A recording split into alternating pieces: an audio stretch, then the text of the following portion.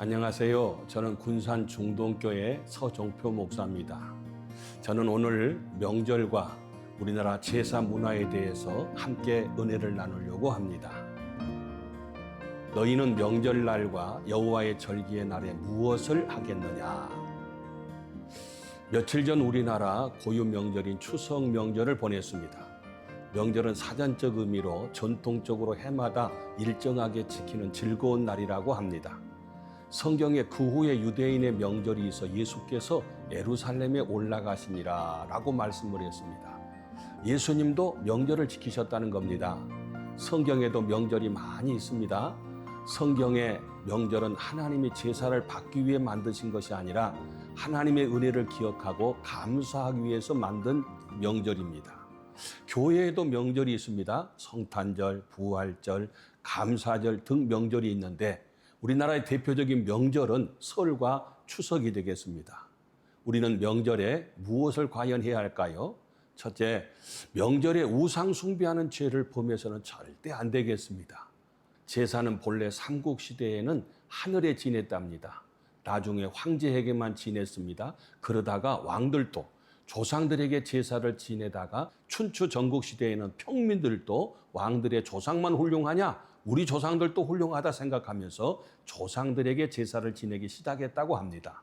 좀 더 구체적으로 말하자면 제사 제도는 12세기 말 송나라 때 주의가 처음 시작한 것으로 유교와 불교, 도교의 영향을 받은 유교 철학을 성리학이라고 하는데 이 제도는 중국의 유교 영향을 받은 대만, 일본, 홍콩, 한국 등 몇 개의 나라에서만 이 제사 제도가 있습니다. 한국 제사는 본래 한국 것이 아니고 중국 것이었고 우리나라는 13세기 말에 들어와 조선시대부터 본격적으로 제사를 지내게 되었답니다. 제사는 유교의 효사상으로부터 조상에게 제사 지내는 것이 효도 중에 하나라고 생각했답니다. 그러면 제사의 잘못된 견해에 대해서 이 시간 잠깐 살펴봅니다. 먼저 제사를 효도나 미풍양식으로 보는 것, 그것은 효도가 아닙니다. 왜냐하면 죽으면 사람에 대한 그 어떤 행위도 죽은 사람에 대해서 소용이 없습니다.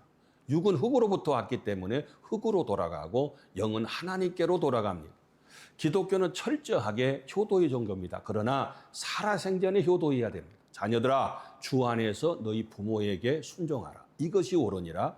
내 아버지와 어머니를 공경하라. 이것이 약속 있는 첫 계명이니 이로써 네가 잘 되고 땅에서 장수하리라고 했습니다. 죽은 자의 혼이 와서 음식을 먹는다는 것 잘못된 견해입니다. 흔히 자녀가 예수 믿으면 제사도 안 지낼 것이고 제사 안 지내면 나중에 내가 죽어서 밥도 못 얻어먹기 때문에 안 된다고 거절합니다. 그러나 죽은 자의 혼이 와서 음식을 먹을 수가 없잖아요. 제사를 지내야 복을 받는다는 사상도 잘못된 견해입니다.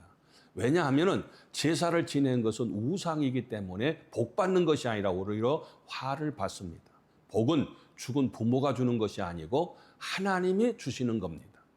제사 지내지 않으면 과정에 혹시 화가 미치지 않을까 그런 잘못된 생각을 갖기도 합니다. 사람이 죽으면 육과 영이 분리되기 때문에 한번 분리되어 가는 것이 다시 와서 우리에게 화를 주지 못하기 때문입니다. 죽은 시신이나 산소에 절하는 것은 우상 숭배가 아니고 애이라고 생각하는 것도 잘못됐습니다.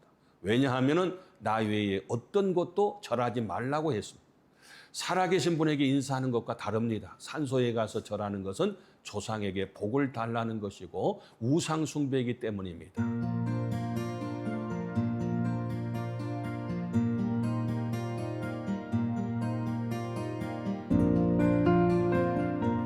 우리가 부모님께 효도하는 것은 기독교의 참된 진리입니다. 살아생전에 우리 모두 효도해야 되겠습니다.